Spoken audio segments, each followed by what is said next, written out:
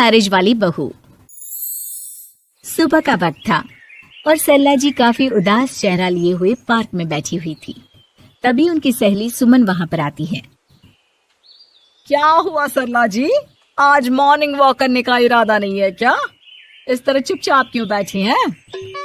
आई तो थी ये सोचकर कि पार्क में जाकर थोड़ी देर पहले टहल लूंगी, लेकिन क्या करूं, मन ही नहीं कर रहा।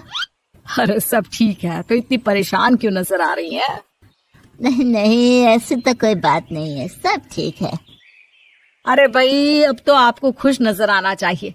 अभी कुछ महीने पहले तो बेटे की शादी हुई है, घर में नई बहू आई है, आपके चेहरे पर तो रौनक नजर आनी चाहिए। अरे छोड़ो भी, आजकल की बहुओं के बारे में क्या बताऊं आपको। क्यों, क्या हुआ बहन जी, कोई परेशानी है क्या? कुछ किया क्या बहू रानी ने? अरे भाई, अभी तो शादी को 6 महीने हुए हैं। अब आपसे क्या छुपाना, आप तो जानती है मेरे बेटे ने लव मैरिज की है और मुझे ना इन लव मैरिज वाली बहुओं पर बिल्कुल भरोसा नहीं। ना जाने कब मेरे बेटे के कान भर दे।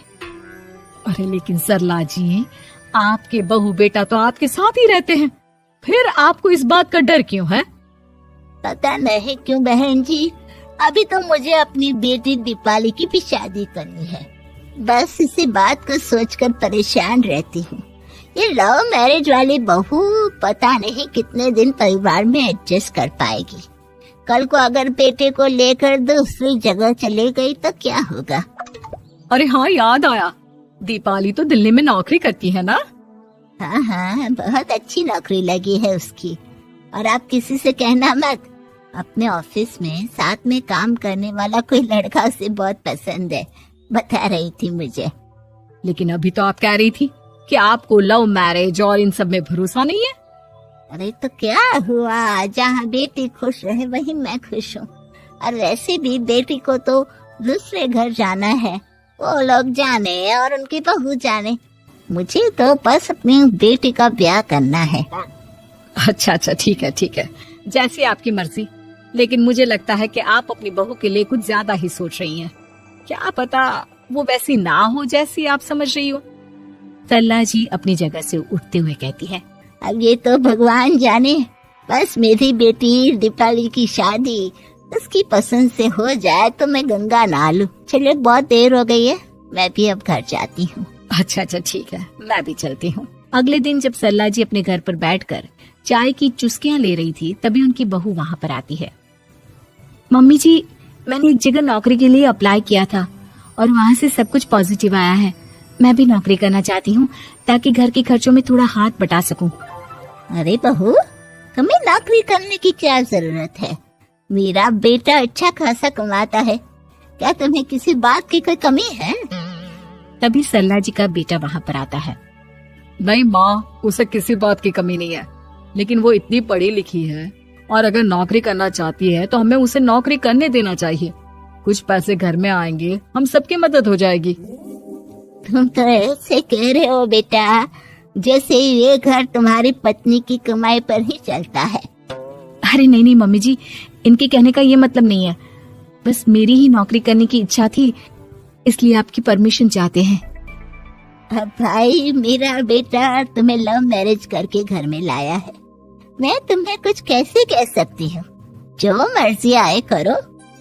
सरला जी का बेटा और बहू वहाँ से चले जाते हैं। अब उनकी बहू नौकरी करना शुरू कर देती है। कुछ ही दिन बाद सरला जी की बेटी दिल्ली से अपने घर आती है और अपनी माँ से कहती है, माँ, मैंने आपको बताया था ना, मुझे अपने ऑफिस में साथ काम करने वाले एक लड़के से बहुत प्यार है, मैं उससे शादी करना चाहती हूँ। माँ, हाँ हाँ, तो मैंने कब मना किया? अगर तुम उसे पसंद करती हो तो उसके घर वालों को कहो, हम आपस में बात करके तुम्हारी शादी तय कर देते हैं। अरे लेकिन माँ, एक बहुत बड़ी परेशानी है। क्या परेशानी है बेटा? माँ, वो लड़का बहुत अच्छा है, लेकिन कुछ ज्यादा ही पैसे वाले घर से उसके माँ बाप। उन्हें मेरे और उसके रिश्ते से वैसे तो कोई परेशानी नहीं है, लेकिन वे चाहते हैं कि शादी 5 स्टार होटल में हो। अरे ऐसे कैसे, हम तो मिडिल क्लास लोग हैं, हमारे लिए 5 स्टार होटल में शादी करना कोई आसान काम थोड़ी ना है। लेकिन माँ, मैं क्या करूँ? मैंने उनसे बात करने की बहुत कोशिश की, बस एक इसी जगह बात अटक गई है। साफ साफ कह दो बेटा, शादी करनी है तो ठीक है, लेकिन ये 5 स्टार में शादी करने वाली शर्त मैं नहीं मान सकती। अरे कैसी बात कर रही हैं आप मम्मी जी? अगर दीपाली को कोई लड़का पसंद है तो हम उनकी शादी के लिए पूरी कोशिश करेंगे, और अगर बात पैसों की है तो कोई परेशानी नहीं है। हाँ हाँ, तुम्हें तो बस बहुत आसान लगता है सब। जिस तरह तुमने मेरे बेटे से इतनी आसानी से शादी कर ली, सारे काम उतने आसानी से नहीं होते। समझ में आया? हर काम करने में पैसे लगते हैं। लेकिन माँ, मैं उस लड़की को बहुत पसंद करती हूँ। सही बात है बेटा, लेकिन तुम उस लड़के से साफ साफ कह दो, अगर उसे तुमसे शादी करनी है तो अपने घर वालों को मनाए। अगर नहीं मना सकता तो तुम दोनों अपनी गृहस्थी अलग से कहीं सेट कर लो। कोई जरूरत नहीं है अपने माँ बाप के साथ रहने की। मम्मी जी, ये आप क्या कह रही हैं? मैं भी तो आपकी बेटी के साथ लव मैरिज करके आई हूँ। अगर मैंने भी ऐसा ही किया होता तो? लो, अब तो मुझे उल्टा जवाब देने लगी। देखो बहू, मैं तुम्हारी सास हूँ, मुझसे ठीक से बात करो। लेकिन माँ, भाभी ठीक तो कह रही हैं। हाँ, अगर बात शादी के खर्च की है तो मैं उस लड़के से कुछ कह सकती हूँ, लेकिन उसे अपने घर वालों से अलग होने के लिए कहना, ये सही होगा क्या? आप तो समझिए माँ। और वैसे भी मम्मी जी, मैंने कुछ महीने पहले जॉब करना शुरू कर दिया था और अपनी पूरी सैलरी बचा कर रखी है। आप चिंता मत कीजिए, मैं दीपाली की शादी में कोई कमी नहीं होने दूंगी। तुम अपनी सारी तनख्वाह मुझे मेरी बेटी की शादी का खर्च करने के लिए दे दोगी? हाँ माँ, मैंने भाभी को पहले ही सब कुछ बता दिया था और वो इस बारे में सब कुछ जानती थी, इसीलिए उन्होंने पहले ही नौकरी करनी शुरू कर दी ताकि मेरी शादी धूमधाम से हो सके।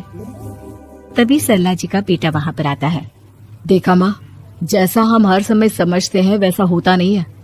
आपको लव मैरिज करने वाली बहू से नफरत थी ना, लेकिन अपनी ही बेटी की लव मैरिज पर आपको कोई एतराज नहीं था। ये तो गलत बात है ना। हाँ बेटा, सही कह रहे हो तुम। बहू, मुझे माफ कर दो, मैंने तुम्हारे बारे में गलत सोचा। आज से मैं बहू और बेटी में कोई फर्क नहीं करूंगी, और अपनी लव मैरिज वाली बहू से तो बिल्कुल नफरत नहीं करूंगी।